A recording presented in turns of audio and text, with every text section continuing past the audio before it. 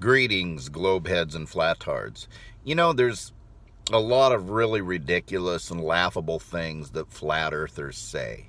But to me, I think the most annoying thing that they say is when they tell you over and over again to do your own research.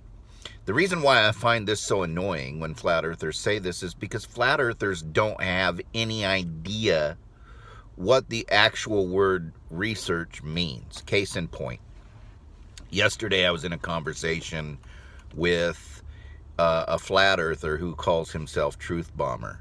And by the way, why is it that the more absolute bovine fecal matter people believe, the more likely they are to use the word truth in their title or screen name? Just a question. These people that believe utterly ridiculous nonsense regarding 9/11 call themselves 9/11 truthers. But anyway, I digress. This guy, Truth Bomber, told me yesterday, first of all, I was simply telling him that I had gone out, pointed a compass at the sunset, verified that the information in timeanddate.com is correct, and that the sun set yesterday, the last couple of days here in Houston, at an azimuth of 244 degrees. Now, 244 degrees is a full 26 degrees south of due west. And that is a huge problem for a flat earth, because if you have a sun circling overhead between the Tropic of Cancer and the Tropic of Capricorn, and its center point of its circle is the North Pole, and you're going to see that sun for about half of its 24-hour circle, or approximately 12 hours a day, then necessarily from where you are, you'd have to kind of look across that circle to see the sunrise, and the sun would always rise in the northeast, and it would always set in the northwest. It could not even rise due east and set due west, let alone south of due east and due west. So this is an actual experiment that I went and did with a compass to verify the data in timeanddate.com is correct. By the way, timeanddate.com, all the information they put in there are predictions based on a globe model. So flat earthers could very easily debunk the globe simply by proving that one of these predictions doesn't come true.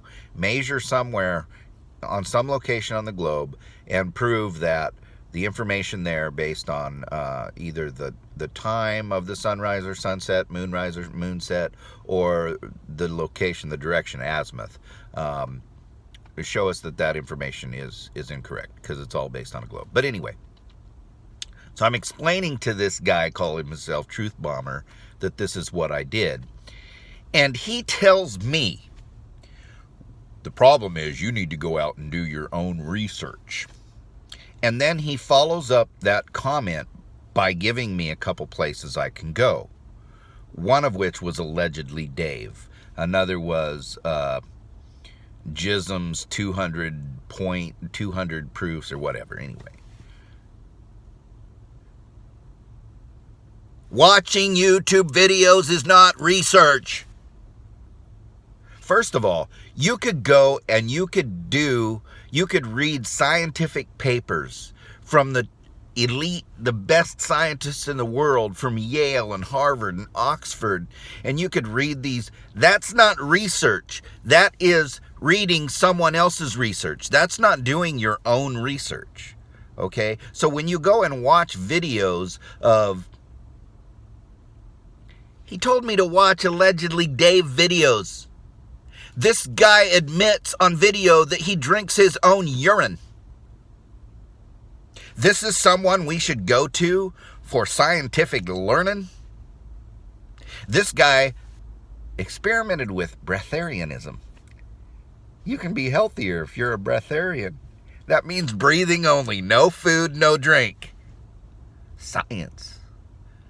Do my own research. Are you a fool? People, look.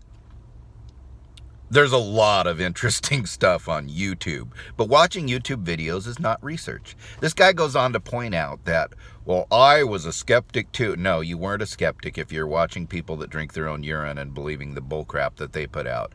You can't call yourself a skeptic. But he says, I was a skeptic too, and then I saw a laser test and there was like 10 miles and no curve and what. Here's the problem with this.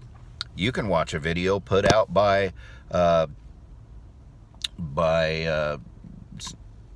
National Geographic scientists that use a laser to prove the curve. Or you can watch a video put out by D-Marble or some other moron allegedly proving that there is no curve. And I'll bet you which one of those you're going to believe is accurate if you're a flat earther. Okay, so if you're watching these videos made by these morons, and whatever they say in the video you're accepting, and then anything that comes out from the scientific community, whether it's NASA or Stephen Hawking or anybody else that's actually has some brains and education, and if that's where you're getting your information is by selectively by using your confirmation bias to accept the videos from the urine drinkers and reject the videos from the actual scientists, then don't come talking to me about doing my own research, especially when I'm outside with a freaking compass.